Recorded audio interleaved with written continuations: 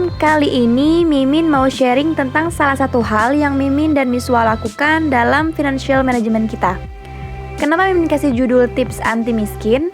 Karena investasi reksadana itu bukan bikin kaya, tapi insya Allah dengan investasi reksadana kita nggak bakalan jatuh miskin. Jadi, Mimin dan Miswa itu pasutri milenial, pasutri kekinian yang umurnya masih di bawah 30 tahun, yang bener-bener mau hidup istilah orang mah. Tapi Mimin mau cerita sedikit sebelum masuk ke pembahasan. Mimin dan Miswa adalah orang-orang yang dulunya punya pekerjaan tetap dengan gaji tetap, tapi memutuskan keluar karena beberapa alasan. Alasannya nanti Mimin cantumin link di deskripsi. Tapi sekarang kita cari uangnya kalau Miswa buka usaha sendiri, kalau Mimin freelancer. Nanti Mimin kasih link juga gimana Mimin cari duitnya. Well, sebagai pasangan yang tidak memiliki penghasilan tetap lagi, maka dalam financial management kami ada 4 kegiatan yang kami lakukan, yakni planning atau perencanaan, rencana pemasukan, rencana pengeluaran. Kedua, organizing, yaitu cara kami menggunakan uang tersebut. Ketiga, directing, pengarahan dana atau pengalokasian dana. Dan terakhir, controlling, atau cara kami mengevaluasi. Nah, dalam video kali ini kita belum membahas 4-empatnya. Kali ini Mimin hanya membahas salah satu hal yang Mimin dan Miswa lakukan dalam kegiatan directing atau pengalokasian dana. Nah, yang kita arahkan di mana di kegiatan directing ini, alokasi dana kita tuh yang pertama kita letakkan di pengeluaran, kemudian rekening tabungan, dan ketiga, ya, investasi reksadana yang akan kita bahas untuk video kali ini. Oke, sekarang Mimin jelasin dulu deh apa sih reksadana ini, investasi reksadana ini. Reksadana ini sistemnya itu kayak pepatah zaman dulu, rajin menabung pangkal kaya. Intinya menabung. Tapi kayak gini teman-teman, menurut Mimin ya, kalau kita mau kaya itu kerja, cari duit. Gimana kita mau nabung kalau nggak ada yang bisa ditabung, ya kan? Makanya Mimin bilang reksadana itu tidak membuat kita menjadi kaya, tapi bisa membuat kita untuk tidak jatuh miskin gitu. Nah, jadi di reksadana kita bisa invest tuh mulai dari 10.000. Pokoknya kalian sesuaiin aja sama kemampuan kalian ya teman-teman. Kalau Mimin sama Miswa berdasarkan financial management kita, maka pengalokasian reksadana ini kita bisa 500.000 per bulan. Tuh. Jadi jelasin lagi nih. Uang yang kita investasikan di reksadana ini akan dikelola sama yang namanya MI atau manajer investasi. Jadi MI ini bakal memantau pergerakan produk-produk reksadana kita. Misal di reksadana saham. Nah, MI ini nih yang trading saham untuk mendapat profit. Jadi reksadana ini cocok banget untuk pemula yang masih awam tentang investasi-investasi.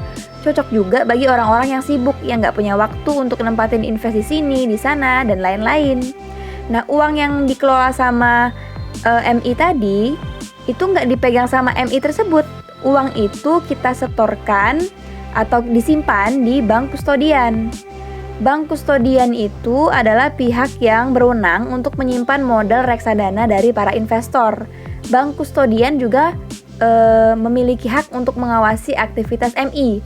Misalnya kalau MI menyalahi aturan dalam pengelolaan uang investor, maka bank kustodian berhak memberikan peringatan. Kenapa bank kustodian kok bisa memberikan peringatan kepada MI? Karena bank kustodian tersebut sudah ditunjuk oleh Otoritas Jasa Keuangan atau OJK dan mengantongi izin khusus dari Bank Indonesia. Oke, next. Jadi ada 4 jenis nih di reksadana. Ada yang namanya reksadana pasar uang, reksadana pendapatan tetap atau obligasi, reksadana saham, dan reksadana campuran.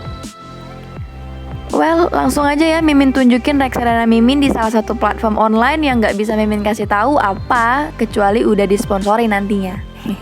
Oke, jadi Mimin buat 2 portofolio untuk investasi reksadana di platform online ini. Yang pertama, Mimin buka buat dana tabungan biasa, itu pasar uang, reksadana pasar uang di Sukor Invest Syariah Money Market Fund. Terus buat dana pensiun, portofolio ini itu Mimin ambil reksadana campuran. Artinya dalam satu portofolio ini itu Mimin ambilnya 3 reksadana, pasar uang, obligasi, sama reksadana saham. Nah, untuk reksadana yang pertama, reksadana pasar uangnya ini yang di dana pensiun itu Mimin ambil di Manulife Dana Kas 2, bedakan sama yang tabungan biasa tadi. Terus untuk reksadana obligasinya atau surat-surat hutang itu Mimin ambil di Manulife Obligasi Negara Indonesia 2 kelas A. Dan untuk reksadana sahamnya Mimin ambil di BNI AM Index 30. Kenapa ambil yang ini? Karena ketika Mimin cek, itu top holdingnya dari BNI AM Index 30 itu yang familiar aja sih, yang Mimin tahu aja. Jadi dia ada top holdingnya itu ada Astra, ada BCA, ada BRI, ada Bank Mandiri, ada Kalbu Farma, Semen Indonesia, Telkom, Unilever. Ya karena familiar jadi Mimin ambil yang ini. Dan oke, Mimin tunjukin earning selama 1 bulan ya. Nah, ini yang 4.000 ini earning Mimin selama 1 bulan di reksadana. Tapi ini hanya sekedar angka kalau nggak kita jual. Gitu. Kita dapat untung kalau udah kita jual.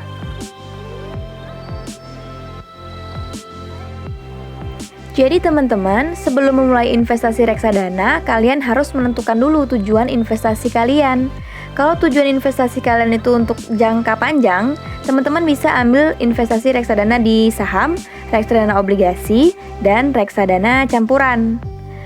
Misalnya kayak Mimin nih, kan Mimin rencana umur 50 nggak mau kerja buat cari uang lagi. Kalaupun kerja tuh kerja buat cari aktivitas, bukan buat cari uang lagi. Artinya 25 tahun lagi kan, karena usia Mimin saat ini 25 tahun. Maka Mimin ambil reksadana campuran yang udah Mimin tunjukin sebelumnya tadi, dimana salah satunya itu ada reksadana saham yang risikonya tinggi banget.